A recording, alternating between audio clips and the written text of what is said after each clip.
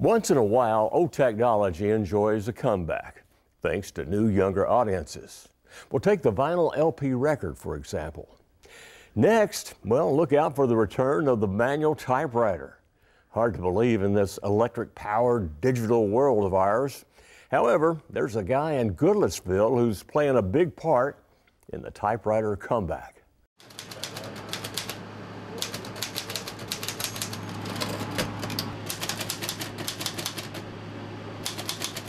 The visceral kind of experience that you have writing on a manual typewriter, it's just completely different from longhand, from writing on a computer.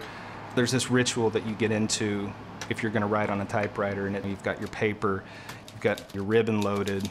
You kind of have to prepare, and it's just kind of a nice, like, personal moment where you have to sit and think before you just type, you know?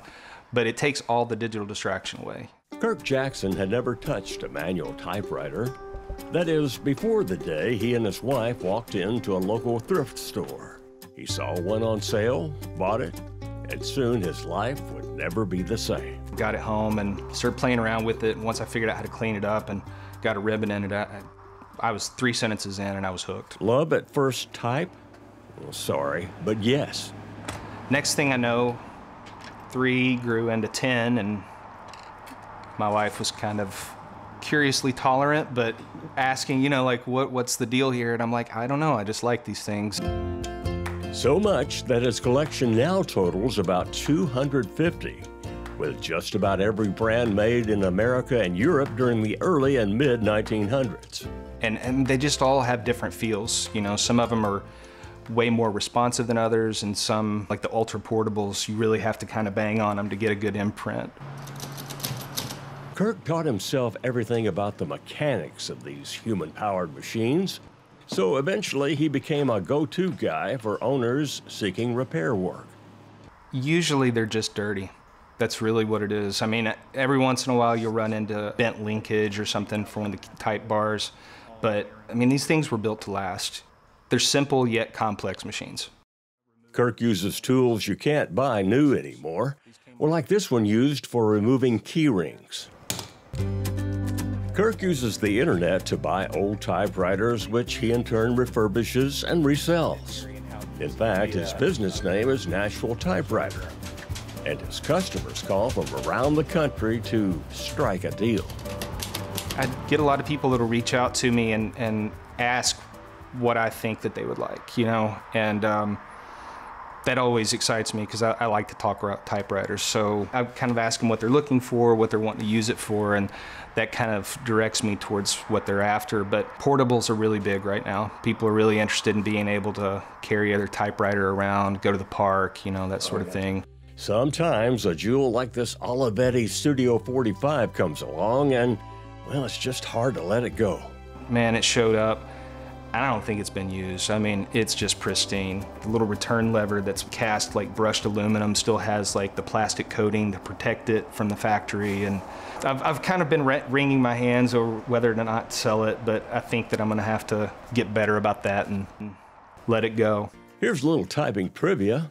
The long-standing layout of the keyboard is called QWERTY, in all caps.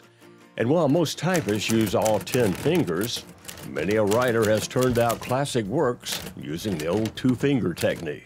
There's some people that 2-finger hunt and peck that will absolutely rip them up. I mean, I've seen somebody do 120 words per minute, just, you know.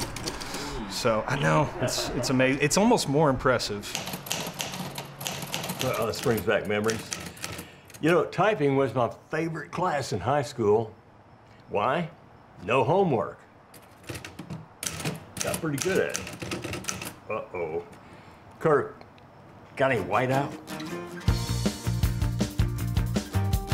While Kirk's in the business of repurposing and selling manual typewriters, he often gifts one if it's going to a youngster. Kids are really intrigued by them. You know, you can just tell that, you know, they'll push it and they're kind of tentative. They're afraid to break it at first. They're used to typing on like a laptop, but once you kind of show them like, hey, it's okay, go ahead and bang on those keys, they just light up, you know. And it's like that for a lot of people. You know, people will ask me, well, why typewriters? And I'm like, well, have you ever written on one? And they're like, well, no. And I'm like, okay, well, come here and do it, you know. And that's really all it takes, you know. And I've always got one with me. I'm that guy. I try not to like take them to the coffee shop and type on. I try to be respectful because not everybody loves the sound of a manual typewriter. Thanks to collectors and a new generation of fans, this trusty old workhorse might be making a comeback. Nobody would be happier about that than Kirk Jackson, a man now captivated by the mystique of this timeless machine. Are you a typewriter nerd now? Yes, 100%. Non-apologetic, 100% a typewriter nerd.